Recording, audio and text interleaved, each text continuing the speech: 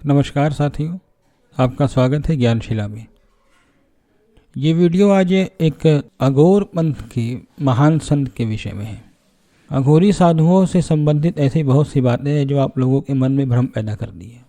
और चूंकि समाज में इन लोगों का रहन सहन भी इस प्रकार से रहता है कि जिसको देख करके साधारण व्यक्ति थोड़ा किनारे हो निकल जाना चाहता है, और कुछ उसमें एक तबका ऐसा है जो सही रूप में उसका पालन कर रहा है, और बहुत बड़ा तबका उसमें से ऐसे है जो पाखंड धारण करके अघोरियों के रूप में नशे करना, वारदात को अंजाम देना, चोरी डकैती करना और फिर दोबारा वापस अघोर वेश बना लेना।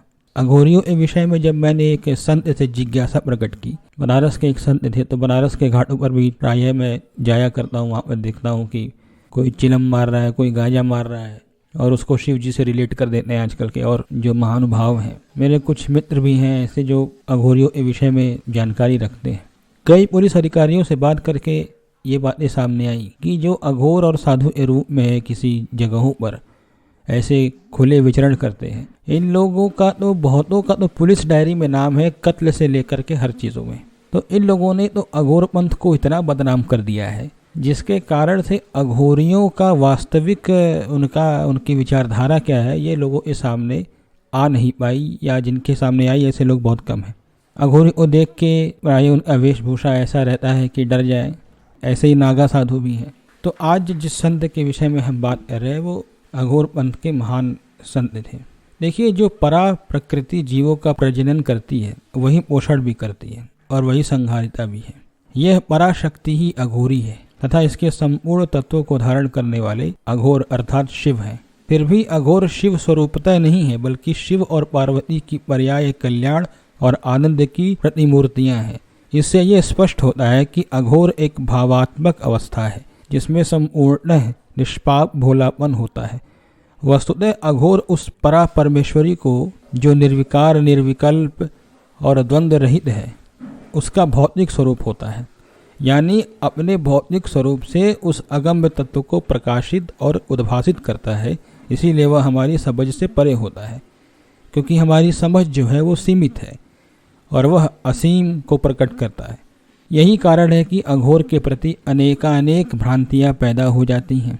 अघोर शब्द ही घर अर्थात और घर तथा अघोर यानी सहज तथा भोला एवं अवधूत, जिसके लिए संसार में कोई भी कर्तव्यता शेष नहीं है, उसके रूप में हमारे समाज में जाना जाता है।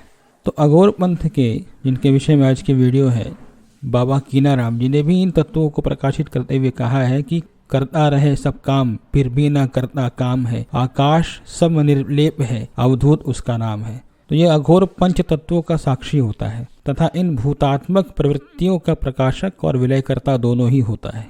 देवी की उपासना करने वाले अक्सर गाते हैं इस बात को। अघोराचार्य बाबा श्री कीनाराम जी अघोर या अवगढ़ साम्राज्य के महान सम्राट के रूप में जाने जाते हैं, और उन्हीं से कीनारामी अघोर परंपरा की स्थापना भी हुई है। प्राचीन काल में अवगढ़, अघोर या अवधूत पदनामधारी संतों को समाज में अति विशिष्ट स्थान प्राप्त था, जिसमें महाराज ऋषभदेव, व्यासपुत्र शुकदेव, भगवान दत्तात्रेय आदि विशेष प्रसिद्ध हैं। किसी भी राजकीय सभा में इन संतों के पहुंच जाने के बाद संपूर्ण सभासद राजा सहित उनके सम्मान में संलग्न हो जाया करते थे। जैसा कि पौराणिक कथाओं से पता चलता है कि किसी भी देश के राजा को उनके आदेशों का उल्लंघन करने की क्षमता नहीं थी। पौराणिक काल में अवधूतों को इतना उच्च स्तरीय सम्मान प्राप्त था कि देशों के दीर्घकालिक युद्धों में भी वे अपने मध्यस्थता मात्र से उस युद्ध को रोक सकते थे। उस काल खंड में मैं उनके प्रति घृणा का भाव था ही नहीं। जब इस देश पर यवन शासकों का शासन प्रारंभ हुआ और खासकर हिंदू धर्म में वितंडतावाद के कारण जातिवाद, संप्रदायवाद आदि की कट्टरता का जन्म हुआ, तो अघोर पदनामधारी संतों के प्रति भी समाज में घृणा का भाव फैलाया गया। और तब से लेकर परम पूज्य अवगढ़ बाबा कीनाराम जी के अवतरण काल तक अघोर शब्द विचित्र ढंग से घृणा का पर्याय बन चुका था। इसके पीछे एकमात्र कारण यह था कि अघोर के समक्ष जड़वादी धर्म फैलाने का साहस कोई नहीं कर पाता था। और जैसा कि मनोवैज्ञानिक तथ्य है कि जिस रहस्यमय विद्या को हम समझ नहीं पाते हैं उसके प्रति एक अलग मंतव्य बना लेते हैं।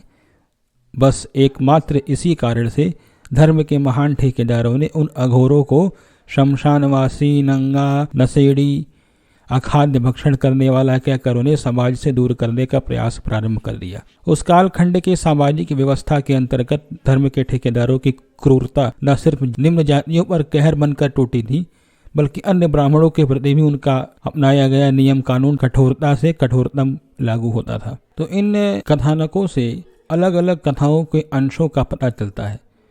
साथ ही विद्वानों एवं शोधकर्ताओं के साथ साथ विदेशी जो कुछ विद्वान रहे, उनके भी अनुसंधानों को पढ़ने से यह पूर्णतः स्पष्ट हो जाता है कि अघोर को किसी ने गुरु गोरखनाथ के पंथ से जुड़ा माना, तो कुछ ने कपालिकों से। चूंकि भगवान शिव के अनेकानेक रूपों में पशुपात, मुंडी, कपालिक, कालमुख आदि अति विशिष्ट एवं रहस्यमय रहे और अघोर स्वरूप का कोई वर्णन प्राचीन साहित्य में अलग से किंचित ही हुआ है। इसीलिए अघोर वास्तविक परिभाषा आज भी द्वंद्वात्मक है। ऐसी तमाम तरह की बातें हैं जो अघोरों को बदनाम करने में काम आती है। तो अघोराचार्य बाबा कीनाराम का जो जीवन रहा वो काशी के अघोर संप्रदाय के अनन्य आचार्य थे। इनका जन्म ऐसा माना जाता है 1601 में भाद्रपद शुक्ल को चंदौली के रामगढ़ गांव में अकबर सिंह के घर पर हुआ था। 12 वर्ष की अवस्था में विवाह अवश्य हुआ, पर वैराग्य हो जाने के कारण बात आगे नहीं बढ़ पाई। ये देश के विभिन्न भागों का भ्रमण करते हुए गिरनार पर्वत पर बस गए। कीनाराम सिद्ध महात्मा थे और इनके जीवन के अनेक चमत्कारी घटनाएं प्रसिद्ध हैं। 1770 को काशी में अघोराचार्य बाबा कीनाराम जी के 170 वर्ष की आयु में समाधिस्थ हो गए। बाबा कीनाराम उत्तर भारतीय संत परंपरा के एक प्रसिद्ध संत थे, जिनकी यश सुरभि पर्वतीय काल में संपूर्ण भारत में फैली। वाराणसी के पास चंदौली जिले के ग्राम रामगढ़ में एक कुलीन रघुवंशीय क्षत्रिय परिवार में इनका जन्म हुआ था, जैसा ये बताया गया। तो उत्तराखंड हिमालय में बहुत वर्षों तक कठोर तपस्या करने के बाद कीनाराम जी वाराणसी के हरिश्चंद्र घाट के शमशान पर रहने वाले औघड़ बाबा कालूराम कहते हैं कि यह स्वयं भगवान दत्तात्रेय थे और वो उनके पास पहुंचे थे, ऐसा वो कहते हैं कीनाराम जी के बारे में। तो कालूराम जी बड़े प्रेम से दाह किए हुए शवों की बिखरी हुई खोपड़ियों को अपने पास बुलाकर चने खिलाते थे, जैसा उनके विषय में लिखा गया है। कीनाराम को यह व्यर्थ का खिलवाड़ लगा और उन्होंने अपनी सिद्ध शक्ति से खोपड़ियों का चलना बंद कर दिया। कालूराम ने ध्यान लगाकर समझ लिया कि यह शक्ति केवल कीनाराम में ही है जो मेरे चीजों को रोक पाए। इन्हें देखकर कालूराम जी ने कहा कि भूख लगी है, मछली खिलाओ। कीनाराम ने गंगा घाट की तरफ तट की ओर मुख कर कहा कि गंगिया ला एक मछली दे। एक बड़ी मछली स्वतः पानी से बाहर आ गई। थोड़ी देर बाद कालूराम ने गंगा में बहे जा रहे एक शव को कीनाराम को दिखाया, तो कीनाराम जी ने वही मुर्दे को पुकारा, वह बहता हुआ किनारे आके लग गया। तो कीनाराम जी ने उसे घर वापस भेज दिया, फिर उसे उन्होंने वापस गंगा जी में ही प्रभावित कर दिया। तो इस तरीके से इन दोनों लोगों में आपस में अपनी शक्तियों का प्रदर्शन चालू रहा और इन सब के बाद कहते हैं कि कालूराम जी ने अपने स्वरूप को दर्शन दिया और कीनाराम को साथ क्रीकुंड भदौनी वाराणसी ले गए, जहां उन्हें बताया कि इस स्थल को ही गिरनार समझो, समस्त तीर्थों का फल यही तुम्हें मिल जाएगा। कीनाराम जी तब से मुख्यतः उसी स्थान पर रहने लगे। अपने प्रथम गुरु वैष्णव शिवराम जी के नाम पर उन्होंने 4 मठ स्थापित किए तथा गुरु औघड़ बाबा कालूराम की स्मृति में किंक्रूड, वाराणसी, रामगढ़, चंदौली, केवल, गाजीपुर तथा हरिहरपुर, जौनपुर में 4 औघड़ गद्दियां कायम की। इन प्रमुख स्थानों के अतिरिक्त तकिया भी कितनी ही है।